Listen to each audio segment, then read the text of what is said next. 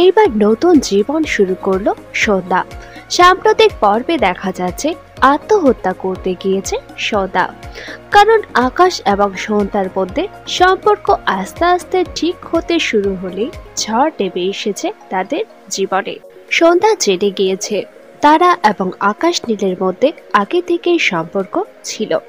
বর্তমানে আকাশ নীল স্বীকার করেছে সে সন্ধ্যাকে ভালোবাসে। বর্তমানে সন্ধ্যা ছাড়া তার জীবনে কেউ নেই। সন্ধ্যা এতদিন ধরে এই কথাটাই শুনতে চেয়েছিল, কিন্তু পরিস্থিতি পাল্টে দিল সবকিছুই। এই কথাটা শুনেও কিছুতেই খুশি হতে পারেনি সন্ধ্যা।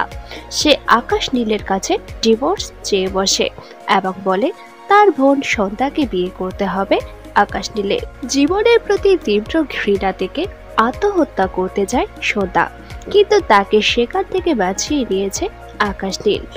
তবে এইবার সন্ধ্যা সবকিছু ছেড়ে অনেক দূরে চলে যাবে এবং নতুনভাবে শুরু করবে তার জীবন।